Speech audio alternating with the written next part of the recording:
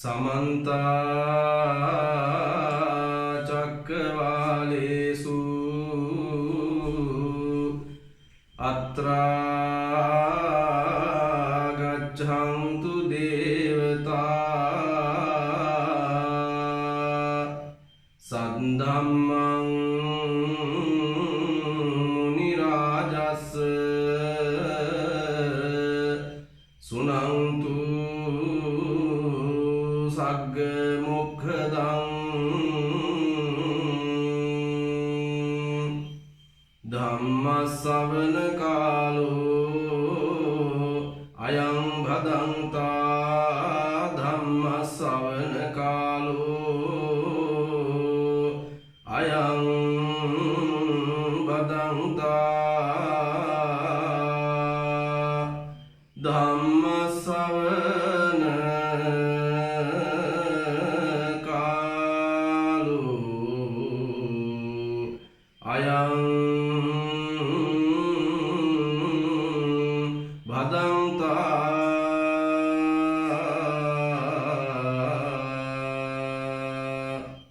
नमो तस् भगवतो अरहतो सम्मा सम्बुद्धस्स नमो तस् भगवतो अरहतो सम्मा सम्बुद्धस्स नमो तस् भगवतो अरहतो सम्मा सम्बुद्धस्स चरं चेनाधिगच्छेय सेयं सदिशमत्तनो एकचर्यं दल्लं कैरा नत्थि बाले सहायताति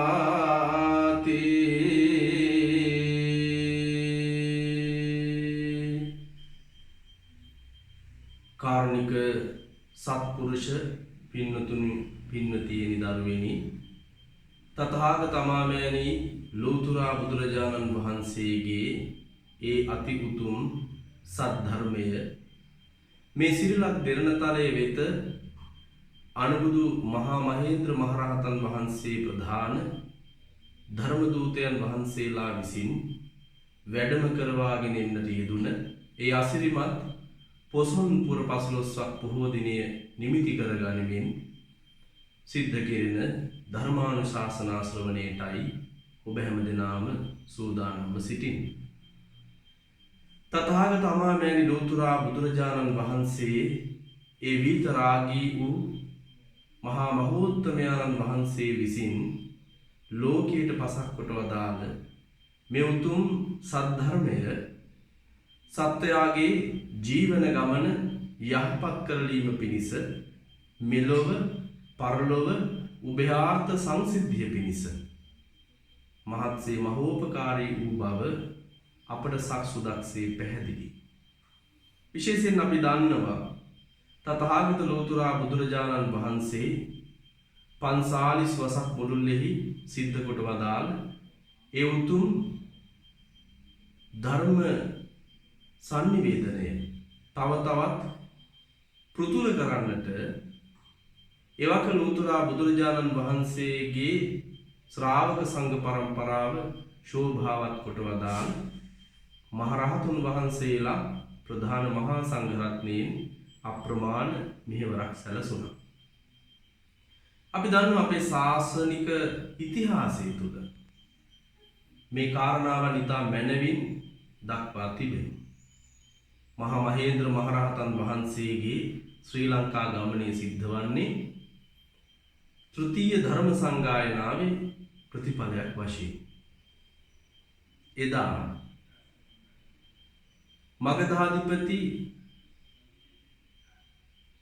බිම්බිසාර මහරජතුමා විසින් ප්‍රථම ආරාම පූජාව වශයෙන් වේළුවනාරාමයේ පූජා කළ තන්හි පටන් ඒ විහාරස්ථාන කේන්ද්‍ර කරගෙන භික්ෂු සංඝයා වහන්සේ වැඩ ඉඳිමින් අනේක ප්‍රමාණ වූ ලෝවැස්සන්ට මේ යථාර්ථය පසක් කර දෙන්නට අප්‍රමාණ කැපකිරීමක් සිද්ධ කරනවා.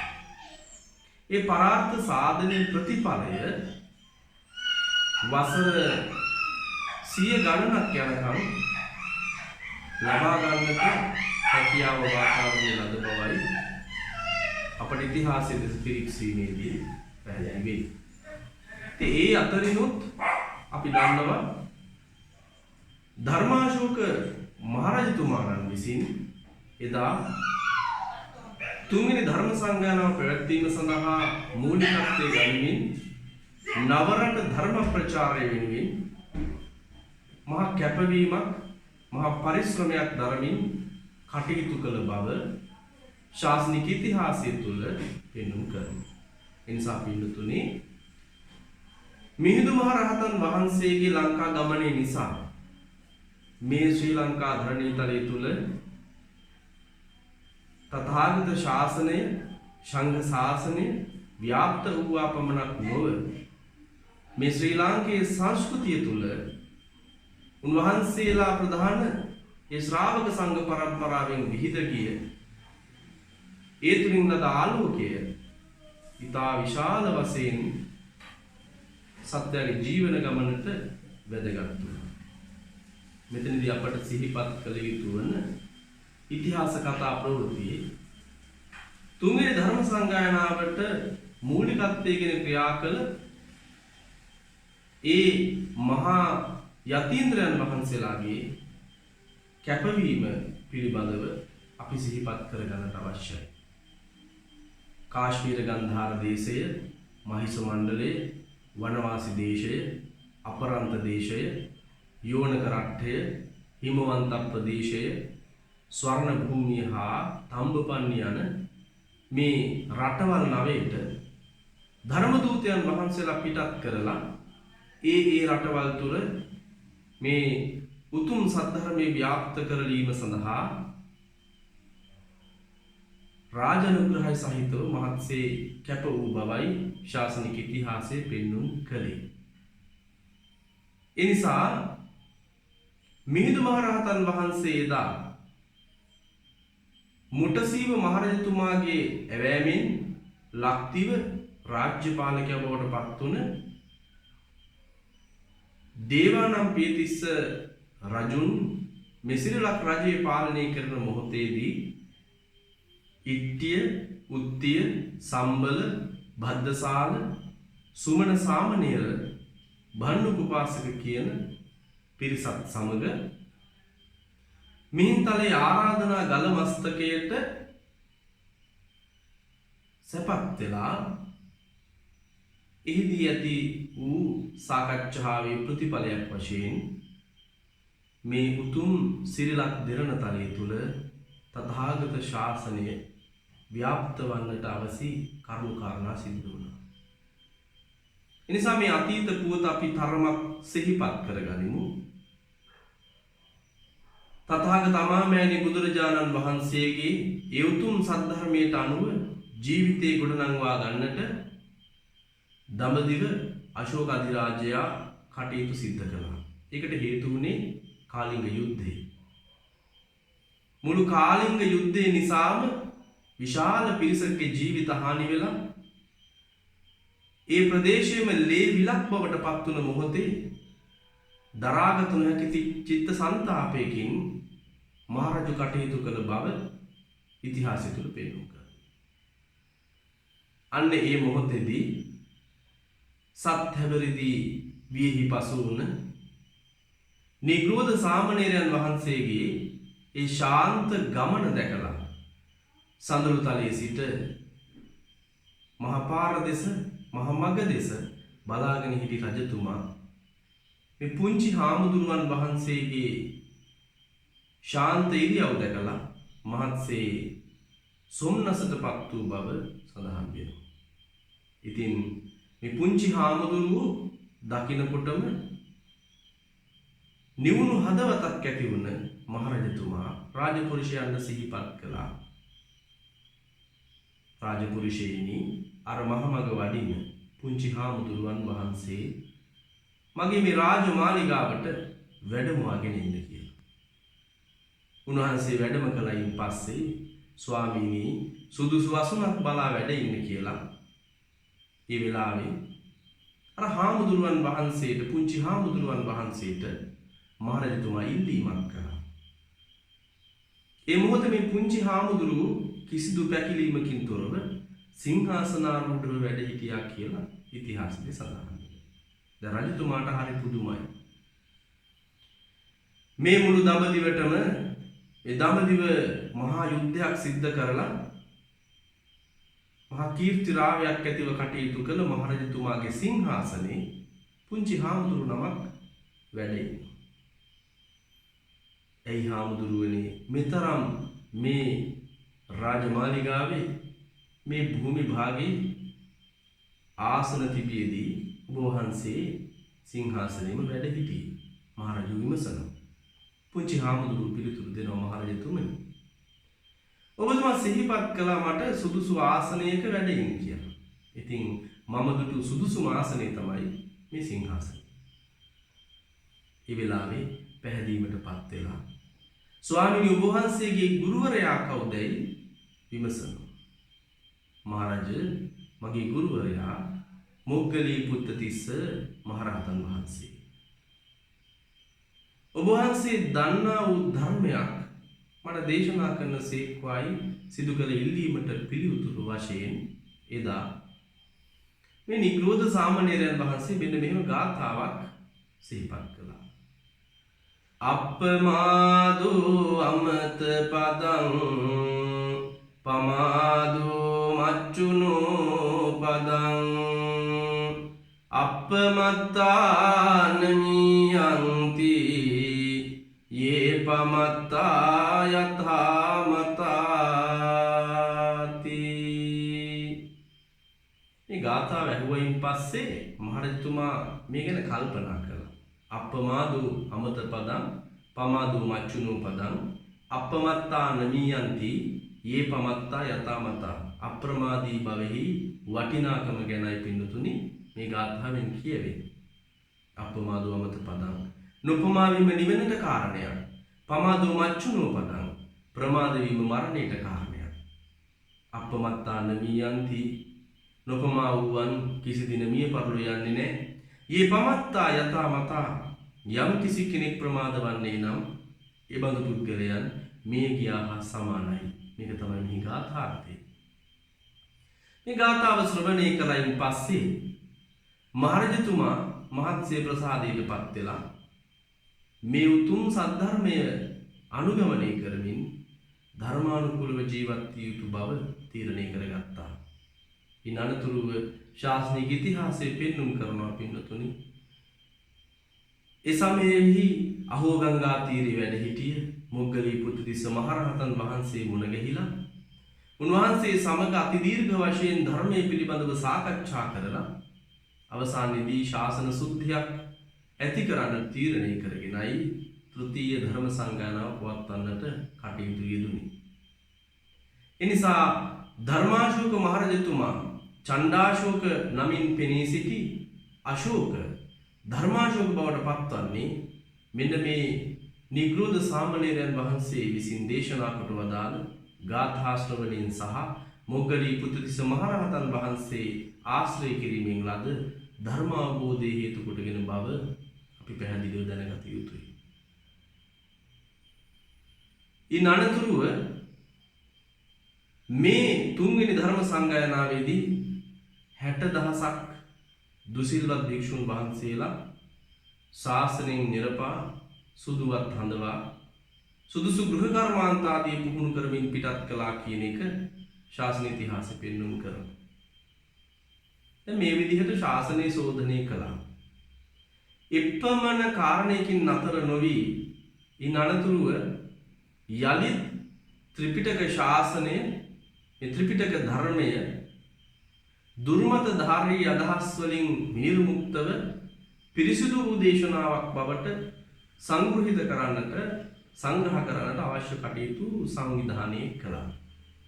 ඒ අනුව අපි දන්නවා සූත්‍ර පිටකය, විනය පිටකය, අභිධර්ම පිටකය කියන පිටකත්‍රයක් නිර්මාණය වුණා. මේ අවස්ථාවේ මා මේ පිළිබඳව සිහිපත් කරන්න බලාපොරොත්තු වෙන්නේ නැහැ. අපි දන්නවා පිටක වශයෙන් ගත්තිට සූත්‍ර පිටකයේ දීඝ නිකාය, මජ්ක්‍ධිම නිකාය, සංයුත්ත නිකාය, අංගුත්තර නිකාය සහ කුද්දක නිකාය වශයෙන් නිකාය පහක්, කොටස් පහක් වශයෙන් නම් වුණා. පාරාජිකා පාළි, පාචිත්‍ය පාළි, මහා වග්ග පාළි, චුල්ල වග්ග පාළි සහ පරිවාර පාළි වශයෙන් විනය පිටකයට පොත් පහක් නම් වුණා. ඊළඟට ධම්ම සංගණිප්පකරණේ, විභංග අප්පකරණේ, කතාවත් උප්පකරණේ, පුද්ගල පඤ්ඤාත්තිප්පකරණේ, ධාතු කතා අප්පකරණේ, යමක අප්පකරණේ, ප ဋ ාණ අප්පකරණේ කියන ප්‍රකරණ 7කින් අභිධර්ම පිටකය සංග්‍රහිත වුණා. එතනින් මේ කතාවත් උප්පකරණේ නමැති කෘතිය තුන්වෙනි ධර්ම සංගායනාවේදී සම්පූර්ණ වූ බවයි ඉතිහාසයේ පෙන්වුම් කළේ. එතකොට දැන් අපි මේ කාරණා මතක තබා ගත යුතුයි. දුසිල්වත් භික්ෂුන් වහන්සේලා 69ක් ශාසනයෙන් නිරපා සිල්වතුන් වහන්සේලාගෙන් මේ සංඝ ශාසනය ශෝභාවත් කළ දිනයක් ඒ තෘතීය ධර්ම සංගායනාව. ඒ වගේම දුසිල්වත් භික්ෂුන් වහන්සේලාගෙන් තොර වූ නිසා ශාසනය පාරිශුද්ධත්වයට පත් වූ වාසේම මේ ත්‍රිපිටක දේශනාවන්ගෙන් ශාසනය පාරිශුද්ධත්වයට පත් වෙනවා. දුර්මතධාරී අදහස් තුළින් තොරව ත්‍රිපිටක ධර්මය ආරක්ෂා කිරීමට අවශ්‍ය කටයුතු සංවිධානය වුණා. ඊළඟට කතාවත් උපකරණය අභිධර්ම පිටකයට එකතු වුණා. ඒ වගේම මේ ಭಾರತ දේශයෙන් ඔබට තථාගත ශාසනය ව්‍යාප්ත කරලීමේ අභිප්‍රායයෙන් තමයි මා මුලින් සිහිපත් කළ රටවල් 9ට ධර්ම ප්‍රචාරය සිද්ධ වුණේ. එහි අතුරු ප්‍රතිඵලයක් වශයෙන් ශ්‍රී ලංකාද්වීපයට මිහිඳු මහරහතන් වහන්සේගේ ආගමනය සිද්ධ වෙනවා. තව කාරණයක් සිහිපත් කරන්න අවශ්‍යයි. මේ චණ්ඩාශෝක ධර්මාශෝක වීමත් සමග මේ මහ රජතුමා බුදුදහම කෙරෙහි මහත්සේ ප්‍රසාදයට පත්වෙමින් කටයුතු කළ බව ඉතිහාසය තුළ පෙන්වුම් කරනවා. තථාගත ශාසනයෙහි සමස්ත ධර්මස්කන්ධය 84000ක් යයි පිළිගත් මහ රජතුමා ඒ ධර්මස්කන්ධය වෙනුවෙන් 84000ක් විහෙර විහාරදි කළ බව ශාසන ඉතිහාසය තුළ සඳහන් වෙනවා. ඒ විතරක්ම නෙවෙයි ශාසන බන්ධුත්වය එහෙම නැත්නම් ශාසනයේ ඥාතිත්වය හිමි කර ගැනීමේ අභිප්‍රායයෙන් එදා තමන්ගේ ආදරණීය පුතණුවන් මහින්ද කුමාරයා මිහිඳු මහරහතන් වහන්සේ විදිහට පැවිද්දට පත් කළා. ඒ වගේම තමන්ගේ ආදරණීය දියණිය සංඝමිත්තා ඇය සංඝමිත්තා මෙහෙණින් වහන්සේ ලෙස සංඝමිත්තා භික්ෂුණීන් වහන්සේ ලෙස ශාසනයට එක් කළා. ඉතින් අපේ ශාසන ඉතිහාසයේ සඳහන් වෙනවා වේදිසා නුවර වේදිසා දේවියගේ නගරයේ මව්ගම වැඩ ඉඳිමින් මිහිඳු මහරහතන් වහන්සේ නිසි කල් එළවෙනකන් වැඩ ඉඳලා තමයි ලංකාද්වීපයට වැඩම කළේ කියලා සඳහන් වෙන්නේ. එවක ලංකා රාජ්‍ය භාරගෙන කටයුතු කළේ මුටසීව රජුගේ පුත් තිස්ස රජතුමා. මේ තිස්ස රජතුමා දෙවනපිය කියන නාමයෙන් දෙවනපිය කියන අභිධානයෙන් සඳහන් වෙනවා. ඒ පිළිබඳව මිහින්තලාදී ශිලාලේඛනවලත් පෙන්වුම් කරනවා. දෙවනපිය කියන එකේ අදහස දෙවියන්ට ප්‍රිය වූ කියන අදහසින් පාලියෙන් මේ සඳහන් කළොත් දේවානම් ප්‍රිය දේවානම් පිය කියලා සිංහලට අපි එක ගන්නවා දෙවන පෑ දෙවන පිය කියලා. එතකොට මේ තිස්ස රජතුමා නිරන්තරයෙන්ම උපෝසත දිනයන්හි පොහෝ දිනයන්හි සිද්ධ කළේ දඩකිලියේ යෑම දඩයම් කිරීම. එදා මුවදඩියේ මේ ගොස් සිටි අවස්ථාවකදී මේ දඩකිලියේ ගිහින් සිටින මොහොතකදී ආරාධනා ගලමස්තකයේහි එහෙම නැත්නම් අම්බස්තලයේ මහා මහේන්ද්‍ර මහරහතන් වහන්සේ වැඩමවලා ගාථා ධර්මයක් දේශනා කරමින් තමන් වහන්සේ කවුදයි යන වග හඳුන්වා දුන්න බවයි අපේ ශාසන ඉතිහාසයේ පෙන්වුම් කරලා තියෙන්නේ. समनामयं महाराज धम्मराजस्य सावका तवेव अनुकंपाय जम्बुदीपाय धागताति महाराज අපි ධර්මරාජයන් වහන්සේගේ ශ්‍රාවක සංඝයා වහන්සේලා වෙමු. ඔබතුමා ප්‍රධාන රටවැසියන් කෙරෙහි අනුකම්පාවෙන් දඹදිව සිට මෙහි වැඩියෙමුයි ඊගාථාර්ථයේ සඳහන් වෙන්නේ. මේ මොහොතේදී තමන් වහන්සේ ඇතුළු මේ දූත පිරිස කවුරුදයි හඳුන්වා දුන් මිහිඳු මහරහතුන් වහන්සේ ප්‍රශ්න කිහිපයක් විමසූ බව ඉතිහාසය තුළ සඳහන් වෙනවා. අඹ ප්‍රශ්නේ සහ ඥාති ප්‍රශ්නේ මා ඒව විස්තර කරන්න මේ මොහොතේ බලාපොරොත්තු වෙන්නේ නැහැ. අපි හැමෝම දන්න කාරණා. මේ ලෝකයේ තුල සිද්ධ වුණ ඉතාම වැදගත් බුද්ධි පරීක්ෂණ අවස්ථාව විදිහටයි විචාරකයන් මේ අවස්ථාව පිළිබඳව සඳහන් කළේ අඹ ප්‍රශ්නේ සහ ඥාති ප්‍රශ්නය. ඒ ප්‍රශ්න විසර්ජනයෙන් මහරජතුමා ඉතාම බුද්ධිමත් තැනැත්තෙකු බව අවබෝධ කරගන්නා මිහිඳු මහරහතන් වහන්සේ එදා පටන් නිරන්තරයෙන්ම මහරජතුමා සමග එකතු වෙමින් මේ උතුම් සද්ධර්මය ලක්දිව පුරා ව්‍යාප්ත කළ බව ඉතිහාසය තුළ පෙන්වුම් කරනවා. චුල්ලහත්ති පදෝපමාදී සූත්‍ර දේශනාවන් මජ්ක්‍ධිම නිකායේ ඕපම වර්ගයේ චූලහත්ති පදෝපම චුල්ලහත්ති පදෝපම සුළු ඇත් පදෝපමා සූත්‍ර දේශනා කරමින් මහරජතුමා ප්‍රධාන ඒ රාජ්‍ය පිරිසටත් රාජකීය පිරිසටත් එවැගේම නගරේ වෙසෙන්නන්ටත් නගරෙන් පරිබාහිරව විසූවන්ටත් ධර්ම දේශනා පවත්වමින් විවිධ සූත්‍ර දේශනාවන්ගෙන් දිනපතා ධම් දේශනා පවත්වමින් ඒවක ලංකා සමාජය තුළ පැවතුන දුර්මත සමතනය කරමින් දුර්මත ඛණ්ඩනය කරමින් උන්වහන්සේ විසින් ඉතා විශාල වටිනා දේශනා සමුදායක් සිද්ධ කළ බව අපට පැහැදිලිවම දකින්න පුළුවන්කම තිබෙනවා. උදෙක් සාහිත්‍යාත්මක ඇසකින් අපි මහින්දාගමනයේ දකින්නට හොඳ නැහැ. පුංචි කාලේ අපිත් ඉගෙන ගත්තේ විදිහට මිහිඳු සමිඳු පොසොන්දාක අපේ රටට වැඩම කළා. මිහින්තලා ගල උඩ ඉඳ තිස්ස කියා කතා කළා. තිස්ස නිරිදු කලබල වී මිහිඳු සමිඳු දෙස බැලුවා. සතුන් මරන්නට හොඳ නැහැ. මිහිඳු සමිඳු බණ දෙසුවා. අපි ඔහොමනේ පුංචි කාලේ කිව්වේ. එතකොට මේ මහින්දාගමන අවස්ථාව දිහා බලනකොට පින්නතුනි අපිට ගොඩක් දේ ඉගෙන ගන්න තියෙනවා. මේ ක්‍රියාපටිපාටි ඇතුලේ මාද මාතෘකා කළ ගාථා ධර්මයත් එක්ක අපිට මේක මහත්සේ උපයෝගී කර ගන්නට පුළුවන් අපේ ජීවිත තුළට. බලන්න පින්නතුනි එදා මේ ආදී වූ උපෝසත දිනයන්හි එහෙම නැත්නම් පෝය දිනයන්හි මහරජතුමා කලේ දඩකිලි යන කාර්ය එහෙම වුණත් ඒ කාර්යයට තිත තබමින් එදා මේ ධර්ම සේවනයේ වෙනුවෙන් සද්ධර්ම ශ්‍රවණය වෙනුවෙන් ධර්මාභෝධය ලබා ගැනීම වෙනුවෙන් මහරජතුමා කටයුතු කරනවා. ඉතින් එය අරමුණු කරගෙනයි මා අද මාතෘකා කළේ මේ ධර්ම දේශනාවේ ගාථාව. චරංචේ නාදි ගච්ඡේය සෙය්‍යං සදිස මත්තනෝ ඒකචරියං දල්හං කෛරා නත්ති බාලී සහායතා. පින්නතුනි අපි යම් කෙනෙක් ඇසුරු කරනවා නම් අපි ඇසුරු කළ යුත්තේ අපට වඩා ගුණ ධර්මයෙන් සුපෝෂිත වූ පුද්ගලයා. සෙය්‍යං යමින් සඳහන් කළ එක. සදිසං අත්තනු එවැගේම තමාට සමාන වූ අයෙක් ඇසුරු කරන්න පුළුවන් නම් තමාට වඩා උසස් අයෙකු හෝ තමා හා සමාන ගුණ ධර්ම ඇති අයෙකු ඇසුරු කරන්නට පුළුවන් නම් ඒක තමයි ජීවිතයක් තුළ ලබන වටිනාම භාග්‍ය බවට පත් වෙන්නේ. ඒ නිසා එවන් භාග්‍යයක් අපි ඇති කර ගන්නට ඕන. අපට මිතුරන් අවශ්‍යයි.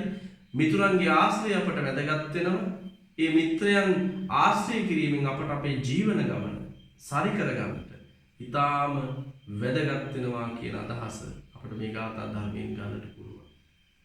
දැන් මහා මංගල සූත්‍ර දේශනාවේ සඳහන් වෙන්නේ අසේවනාච බාලානං පණ්ඩිතානං ච සේවනා පූජාච පූජනීයානං ඒතම් මංගල මුත්තමං. බාලයන් ඇසුරු කිරීමෙන් වැළකීලා නිබඳ පණිවුරුන් ඇසුරු කරන්නට අපි කටයුතු කරන්නට ඕනේ. දැන් පිටුදිනේ අපි අඳුනා ගන්නට ඕනේ එහෙනම් බාලයා කියන්නේ කවුද? පණ්ඩිතයා කියන්නේ කවුද කියන කාරණා. බාලයාගේ ස්වභාවය පිළිබඳව අංගුත්තර නිකායේ තික නිපාතේ මෙන්න මෙහෙම සඳහනක් තියෙනවා. තීනිමාන භික්කවේ බාලස්ස බාල ලක්ඛනානි කතමානි තීනි දුච්චින්තිච චින්තිච හෝති දුභාසිත භාසීච හෝති දුක්ඛත කම්මකාරී. නපුරු දේ හිතනවා, නපුරු දේ කියනවා, නපුරු දේ කරනවා. ත්‍රිවිධ කාය දුෂ්චරිතයන්ගෙන්ම නපුරු දේ සිද්ධ කරන්නේ බාලයා. තීනිමාන භික්කවේ බාලස්ස බාල ලක්ඛනානි. මහණෙනි, බාලයාගේ ලක්ෂණ තුනක් පිළිබඳව මා සිහිපත් කරනවා කියලයි තථාගත බුදුරජාණන් වහන්සේ අංගුත්තර නිකායේදී මේ කාරණේ පෙන්වුම් කළේ. එහෙනම් අපි අසුරු කරන්නට ඕනේ අපිට වඩා ගුණ ධර්මයන්ගෙන් උසස් පුද්ගලයන්. අපේ මිතුරන් බවට පත් යුත්තේ අපට වඩා ගුණ ධර්මයෙන් උසස් පුද්ගලයන්. එසේත් නොමැත්තේ නම් අප හා සමාන ගුණ ධර්ම ඇතිවුන් අපි අසුරු කරන්නට ඕනේ. දැන් පින්නතුනේ අපි එතකොට අසුරු කරන්නේ ඇත්තටම කොහොම පුද්ගලයන්ද? අපි හිතන්නට ඕනේ. නිරන්තරයෙන්ම සත්‍යයන් ඇසුරු කරනවා නම්, සත්පුරුෂයන් ඇසුරු කරනවා නම්, ඒ බඳු පුද්ගලයන්ගේ ආශ්‍රය අපේ ජීවිතයට මහත් ශක්තියක් බවට පත් වෙනවා. සත්පුරුෂයාගේ ගතිය පිළිබඳව සිද්ධ කරන දේශනා විශාල ප්‍රමාණයක් බුදුන් වහන්සේගේ දේශනාව තුළ තියෙනවා. වරක ආනන්ද හාමුදුරන් වහන්සේ අභිමෝදී තථාගත බුදුරජාණන් වහන්සේ සිහිපත් කරනවා, මහණෙනි, මේ ශාසනය සම්පූර්ණයෙන්ම පවතින්නේ කල්යාණ මිත්‍රයා හේතු කොටගෙන. කල්යාණ මිත්‍රයෙකු තමයි අපේ ඔබේ ජීවන ගමනට ලං කරගත යුතු වන්නේ. විශේෂයෙන් සිංහලකෝවාද සූත්‍ර දේශනාවේදී මේ කාරණේ පෙන්눔 කරනවා. අපි ඇසුරු කරගත යුතු වන්නේ, අපි සේවනය කළ යුතු වන්නේ පැහැදිලිවම කල්යාණ මිත්‍රයා. අපි මොන පින්කම කරක් පින්නතුනේ අපි අවසානයේදී ප්‍රාර්ථනා කරනවා සතං සමාගමෝ හෝතු යාව නිබ්බානපත්තිය. නිවන් දක්නා ජාති දක්වාම සත්පුරුෂයන් අපට මුණ ගැසේවායි අපි ප්‍රාර්ථනා කරන්නේ. අන්න ඒ නිසා සත්පුරුෂ සේවනයේ ඉතාමත්ම වැදගත් වෙනවා. සත්පුරුෂයාගේ ස්වභාවය කොහොමද?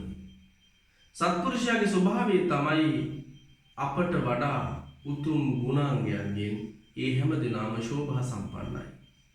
ඒ වගේම කරුණා, දයා, දාක්ෂිණ්‍ය ආදී ගුණ ධර්මෙන් පිරිපුන්. මේ ලක්ෂණ නිසාම සත්පුරුෂයා අපට අනතුරක් වෙනවාට කැමති නැහැ. අපි ආරක්ෂා කරගන්නවා. අපේ යහපත දියුණුව ප්‍රාර්ථනා කරනවා. එවන් සත්පුරුෂයන් තමයි මේ ලෝකයේ තුල අපි ප්‍රාර්ථනා කටයුත්තේ. මට මතක් වෙනවා අපේ සංස්කෘත ශ්ලෝකයක සඳහන් වෙනවා. තෙජ දුර්ජන සංසර්ගං භජ සාදු සමාගමං පුරු පුණ්‍ය මහෝ රාත්‍රං ස්මර නිත්‍ය මනිත්‍යතාං. තෙජ දුර්ජන සංසර්ගං, දුර්ජනන්ගේ ආශ්‍රයෙන් අපි මිදෙන්නට ඕනි. භජ සාදු සමාගමං, නිරන්තරයෙන් සත්පුරුෂයන් අපි සේවනය කරන්නට ඕනි.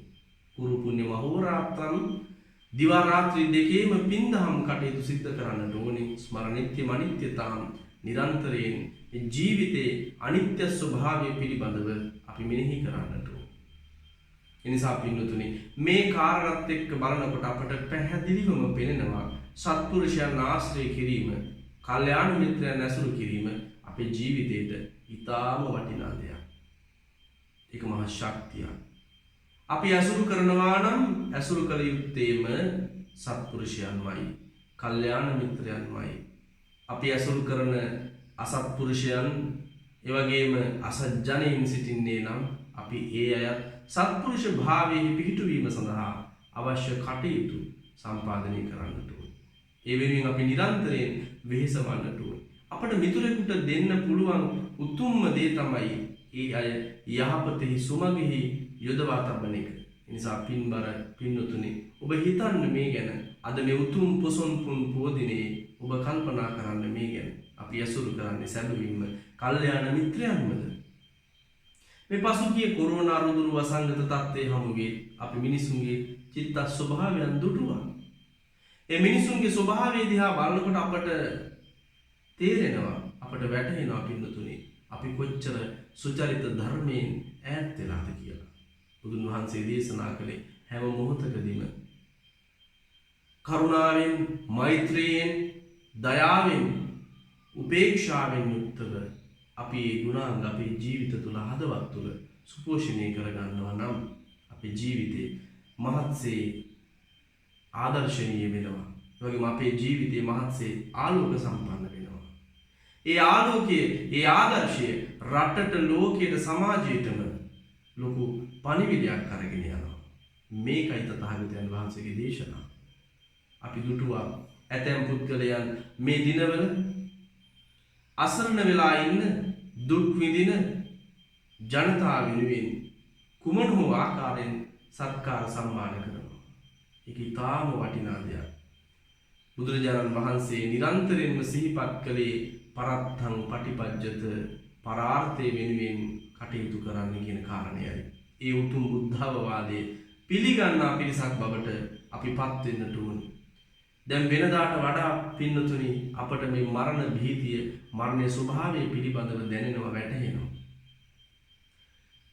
ඒ නිසා අපි ඒ අතරතුරදී අපි ධර්මානුකූලව ජීවත් වෙනවා නම්, දහම් ඇස පාදා ගන්නවා නම්, ඒ තුලයි අපි ලබන උතුම්ම භාග්‍ය වන්නේ. මේ ගාථාවේ 3 වෙනි කොටසේදී සඳහන් වෙනවා, ඒක චරියං දල්හං කෛරා නත්ති බාලේ සහායතා. අපට ආශ්‍රය කරන්නට ගුණධමින් උසස් පුද්ගලයන් ලැබුණේ නැත්නම්, එවැගේම අප හා සමාන ගුණධම් සහිත පුද්ගලයන් ලැබුණේ නැත්නම් අපට කරන්න තියෙන එකම කාර්යයි ඒකචරියන් දල්හං කෛරා, උදකලාව වාසය කිරීමයි. නත්ති බාලේ සහායතා, කිසිම මොහොතකදී බාල පුද්ගලයන් සමග, අඥාන පුද්ගලයන් සමග එකතු වෙලා කටයුතු කිරීම ප්‍රඥා ගෝචර වන්නේ නැහැ. බුදුදහම කියලා කියන්නේ ප්‍රායෝගික වූ ඉගැන්වීමක්. ඒ ප්‍රායෝගික ඉගැන්වීමේ ඒ ගමන් මාවතේ ගමන් කරනකොට පින්නතුනි ඔබට, මට, අපි හැම දෙනාටම මේ උතුම් සම්බුද්ධ දේශනාව අතිශයින්ම වැදගත් වෙනවා.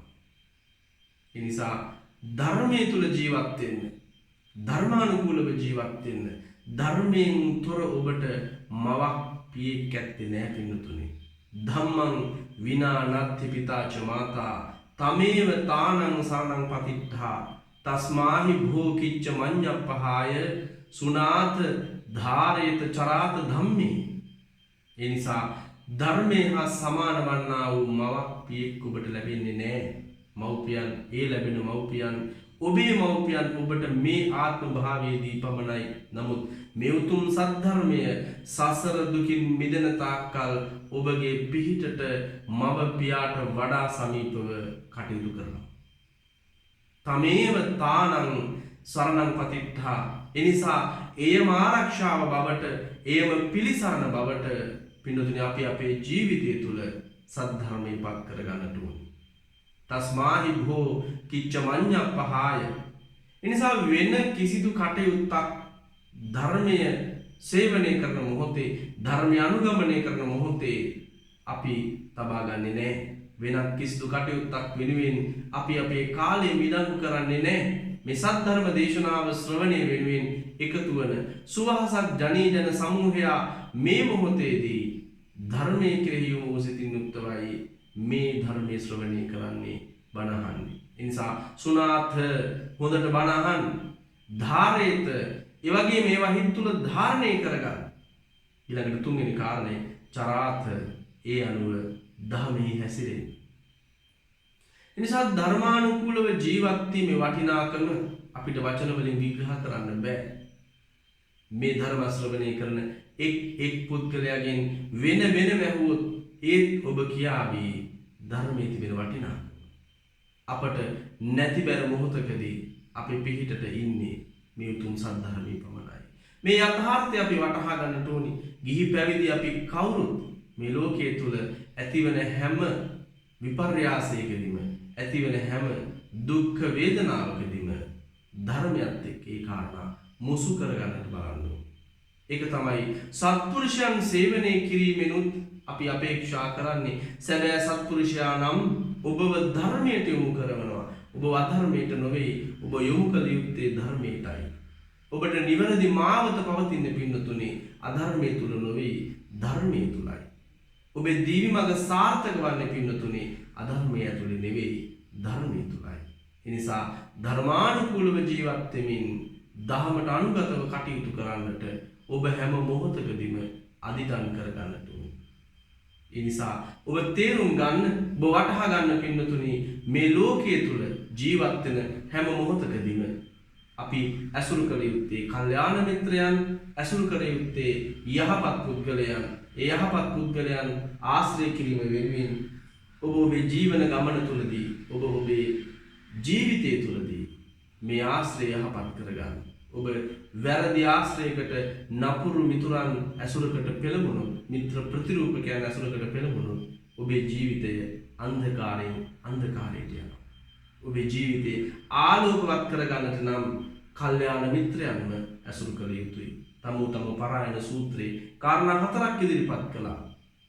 තම පරායනෝ, තමෝ ජෝති පරායනෝ, ජෝති තම පරායනෝ, ජෝති ජෝති පරායනෝ. ඇතැම් පුද්ගලයන් අන්ධකාරයෙන් අන්ධකාරයට යනවා. තම පරායනෝ. තමෝ ජෝති පරායනෝ, ඇතැම් පුද්ගලයන් අන්ධකාරයෙන් ආලෝකී කරා ගමන් කරනවා. ජෝති තම පරායනෝ, සමහරක් අය ආලෝකයෙන් අන්ධකාරයට එනවා. ජෝති ජෝති පරායනෝ, ඇතමුන් ආලෝකයෙන් ආලෝකයට එළඹෙනවා. ඉතින් මේ වගේ තමයි ලෝකයේ දිහා බලනකොට අපට පේනවා පින්නතුනි, ඇතැම් පුද්ගලයන් ධර්මයේ වෙනුවට අධර්මයේ යොදාගෙන, කල්යාණ මිත්‍රයන් වෙනුවට මිත්‍ර ප්‍රතිරූපකයන් යොදාගෙන මේ සමාජය තුල කරන විනාශය, ඔවුන්ගේ ජීවිතත් විනාශ කරගෙන, අන් අයගේ ජීවිතත් විනාශ කරගෙන, ධර්මයෙන් ඈත් වෙලා මිනිසුන් කොහි යන්නට හිතනවාදයි අපට හිතා ගන්නටවත් බැරි තරම්. ඒ නිසා පින්නතුනි කල්පනා කරන්න, මෙවන් වටිනා උතුම් සද්ධර්මයක් දායාද වුණ මේ අති උතුම් පොසොන් පුන් පොදිනේ අපි දිවි හිමියෙන් පංචශීලය ආරක්ෂා කරන, ඒ වගේම බුදුරජාණන් වහන්සේට, සද්ධර්මයට, මහා සංඝ රත්නයට අප්‍රමාණ ගෞරවයෙන් ලැබිව කටයුතු කරන පිරිසක් බවට ඔබපත් වෙන්නේ නම් ඔබේ ජීවිත ගමන වඩාත් සාර්ථක කරගන්නට අවශ්‍ය මාර්ගෝපදේශකත්වය නිබඳවම සැලසෙනවා ඇති. ඒක තමයි සද්ධර්මයෙන් ලබන පරම භාග්‍ය වන්නේ. කවරදාකවත් ඔබ ඔබේ චරිතය විනාශ කරගන්නට එපා. ඔබ චරිතය යහපත් කරගන්නට ධර්මානුකූල ඇසකින් ලෝකයේ දිහා දකින්නට හැම මොහොතකදීම උත්සාහ කරන්න ඕනේ. ඒ නිසා කල්පනා කරගන්න, මේ උතුම් ධර්ම දේශනාව ශ්‍රවණය කිරීමෙන් ඔබ ලද මේ අනල්ප පුණ්‍ය ශක්තිය ඔබ හැදූ වැඩූ ආදරබර මව්පියන්ට අනුමෝදන් වේවා. ඔබට සිත් අතර උගන්වූ ආදරබර ගුරුවරුන්ට මේ පින් ඒකාන්ත වශයෙන්ම අනුමෝදන් වෙත්වා. ඒ වගේම ලෝකයේ සසුන සුරක්ෂා කරන සියලු දෙවි දේවතා සමූහයාට මේ පුණ්‍ය සම්භාරය අනුමෝදන් වෙත්වායි ප්‍රාර්ථනා කරගෙන අපි සාදුකාරයක් පවත්වමු. හැමදෙනාම දෙවියන් දෙමු. ආකාසට්ඨා ච භුම්මට්ඨා දීවා නාග මහිද්దికා පුඤ්ඤං තං අනුමෝදිත්වා චිරං රක්ඛන්තු ලෝක සාසනං. ආකාසට්ඨා ච භුම්මට්ඨා දීවා නාග මහිද්దికා පුඤ්ඤං තං අනුමෝදිත්වා චිරං රක්ඛන්තු ධම්ම දේශනං. ආකාසට්ඨා ච භුම්මට්ඨා දීවා නාග මහිද්దికා පුඤ්ඤං තං අනුමෝදිත්වා චිරං රක්ඛන්තු මං පරං. ඒ වගේම මේ සිදු කළ උතුම් පුණ්‍ය සම්භාර ධර්මයන්හි ශක්තිය විශේෂයෙන් මේ උතුම් සමාජ මෙහෙවර සිද්ධ කරන්නට මාහට ගුරුවරුකම ලබා දෙමින් වැඩ සිට අපවත් වී වදාළ ඓතිහාසික අංකුඹර රජමහා විහාරය ඇතුළු විහාරගෙනෙහි විහාරාධීශවරව වැඩ විසූ අංකුඹරේ චන්ද්‍රකීර්ති ශ්‍රී සිද්ධාර්ථ සුමංගල පීඩා මානන්දා විදාන සාරසිය පත්ති ප්‍රධාන සංඝනායකෝත්තම මාගේ ගුරු දේවයන් වහන්සේගේ ශ්‍රී නාමයටත් අපවත් වී වදාළ මාගේ ප්‍රාචාර්ය උත්තම බෝධිසත්ව ගුණෝපේත අංකුඹරේ දේවානන්දා විදාන මහා ස්වාමීන්ද්‍රයන් වහන්සේගේ ශ්‍රී නාමයටත් මේ පුණ්‍ය සම්භාර ධර්මයන් ඒකාන්ත කොට අනුමෝදන් වෙත්වා.